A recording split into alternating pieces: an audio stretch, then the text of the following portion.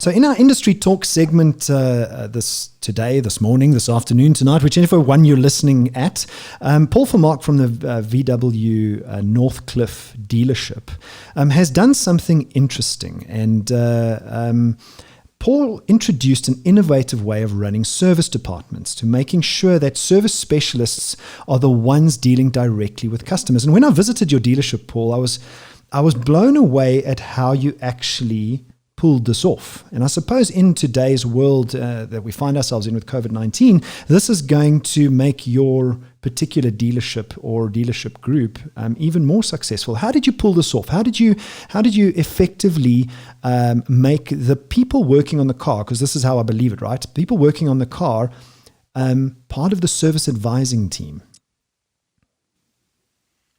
So it's actually been the Hatfield way from when they opened Hatfield in Pretoria, Hatfield VW Pretoria, since the beginning. There's no service advisor. Who you deal with is the technician that's going to be working on your vehicle. As you come in, the technician greets the customer. There is that one-on-one contact. There's no information that's lost in the pipeline during the day. The technician keeps in touch with that client, will advise them on what needs to be done, what they suggest, the timeline of when it's going to be finished, et cetera, et cetera. And ultimately, that builds a relationship with the technician and that client. And next time that client comes in, they will definitely go to that same technician. So they build up their own client bases. So what you're saying is that you have an experience with that particular service technician. How do you then across your dealership make the service levels the same across all of your technicians? Because I suppose the traditional service advisor would have made sure that the level of service and communication given to customers is the same. How do you get that done across multiple people or multiple technicians? It's kind of a culture. We instill that. Customer service has been the success of the group, and the customer has to come first. You need to deliver what you promise. Yeah. If you say you're going to do something, do it. If you give them a deadline of, so I'm going to phone you at 12 o'clock, you phone them at 11 o'clock, etc. So it's really a way of life. Gone are the days of where you can pull the wool over anybody's eyes. They know what's going on out there. And you only need to be burnt once for you not to go back to any company or any service industry. So it is a culture. They do have weekly and monthly meetings. We also with CEM, which measures our customers' experiences with us. Our workshop manager is heavily involved, so they know the clients. So Sorry, Paul, does your workshop manager, just talking about your workshop manager, but does your workshop manager then play some of the role of a service advisor? Because obviously the technicians work for your workshop manager, and he's now, how does he check that the service levels or customer service levels across the different technicians are the same? Does he follow up every day, or do you have regular training sessions and get-togethers? They do have regular training sessions. We also get weekly results of the customers' experiences, so that should anything materialize, we can address those immediately. He's involved. Also, what we do is they SMS or probably WhatsApp their customers, the relevant technician, that is, at the end of each day, just to check that everything is all right.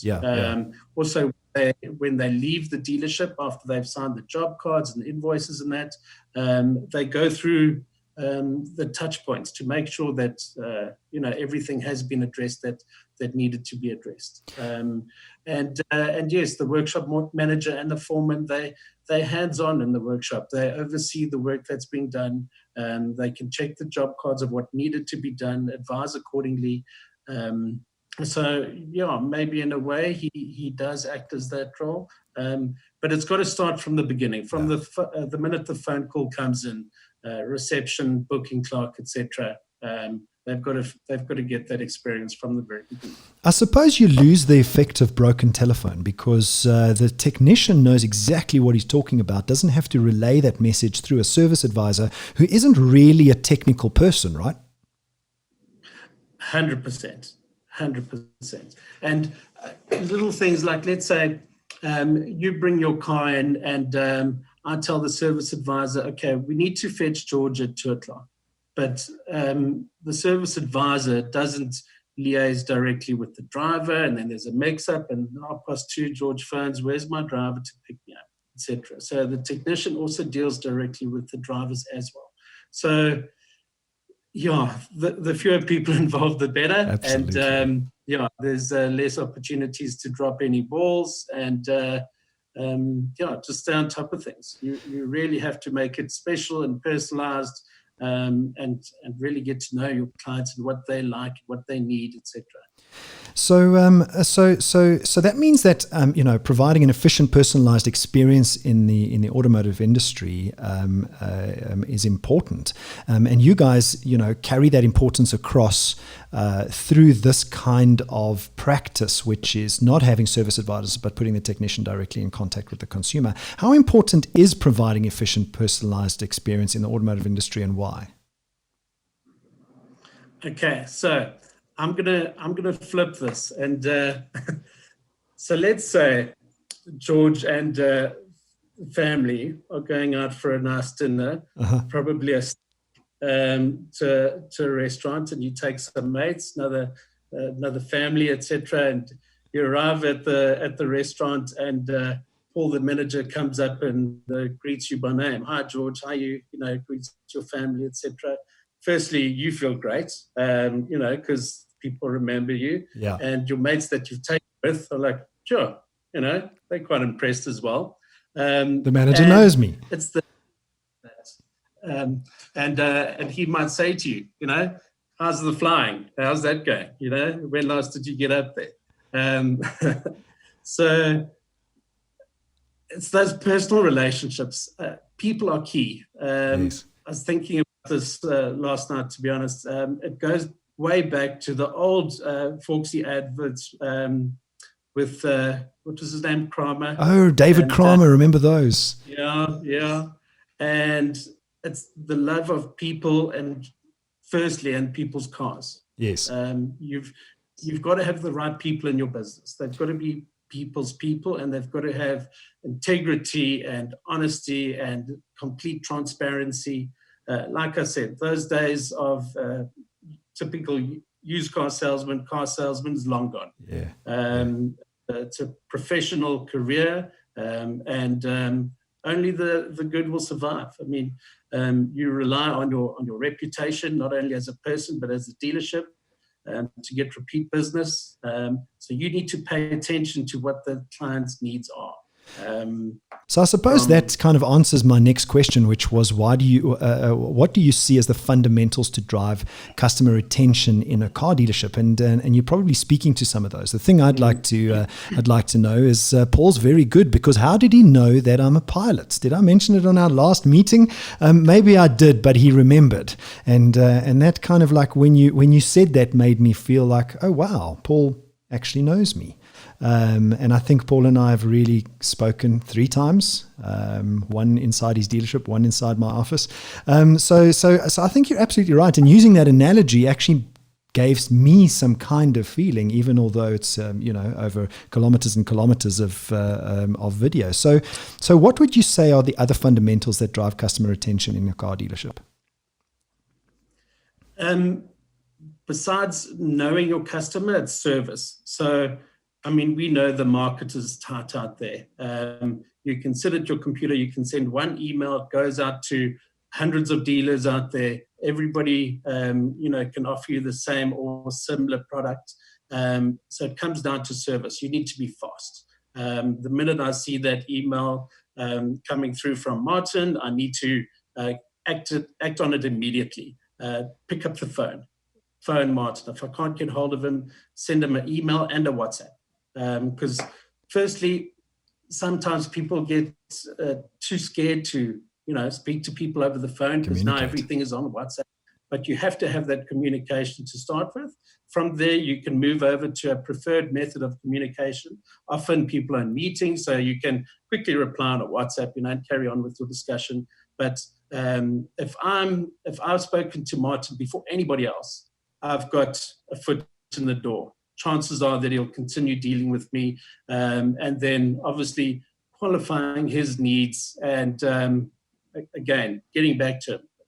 It's not tomorrow, not the next day, now. Immediately. Within minutes, you've received pictures of cars, videos of cars. Everything is online. I mean, look at this communication now. There's video conferences. That's the way of the future. That's one thing lockdown has taught us. Thank goodness the lockdown didn't happen in 1996 when we had a Nokia 2110. So yeah, you've just got to be fast. Within half an hour, we've structured that relationship. He knows I'm on the ball. I know he's serious, or we've guided each other the right way. Well, there you have it. So customer retention in a car dealership goes a lot further than it's ever gone in the past. And Paul Vermaak from VW Hatfield Group, but particularly VW Northcliff, is a very, very successful dealership. And these are some of the reasons why, those fundamentals. And he didn't only tell me the theory; he actually used the theory on me by remembering something personal from our conversations from before. So Paul, what else in your dealership are you doing to break down those antiquated practices from the past? People are vitally important. We're employing more graduates that are kind of fresh in the industry. We can teach them and train them and guide them the way we feel is the right way, to start in the industry. Because you're quite right, the chaps that have been around to try and get their minds around the change and the technology, and to be able to reply to a client at 10 o'clock at night, to change their thinking, and that it is difficult. Hard to do. So we do employ graduates. Obviously, we've got chaps with previous sales industry experience, obviously vehicle experience, but there's a lot more micromanaging. We're involved with this. Well, my sales managers involved with every single deal. They're involved with the sales chaps, almost like one-on-ones every day. What you're busy with. Okay, how do you think you should handle that? What about this? What about that? You've got a guide, you've got a coach. You really have to have the right people, because you don't want staff turnover. Yeah. That's the one thing. We want to make sure we look after our staff.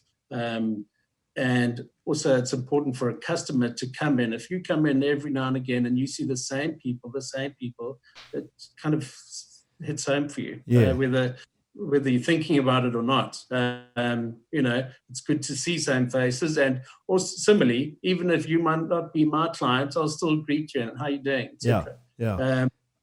So that staff retention is important because, psychologically we pick it up.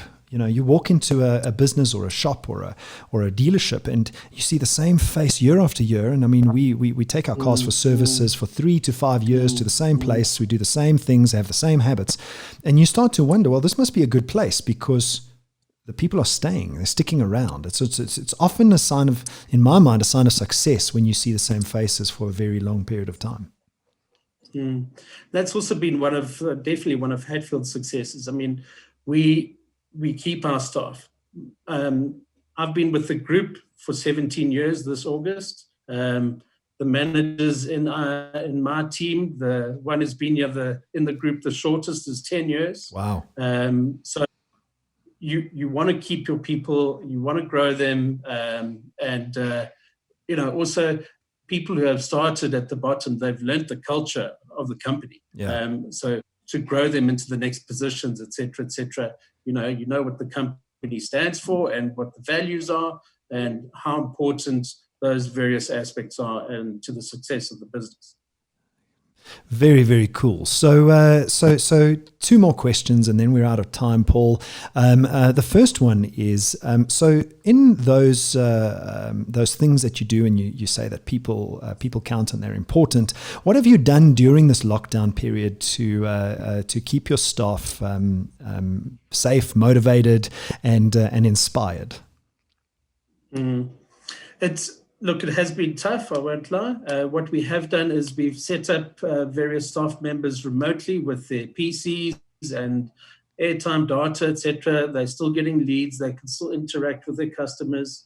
We've had Zoom calls with the different sales teams. The managers have been in more contact as well, not only between the managers, but between the sales teams,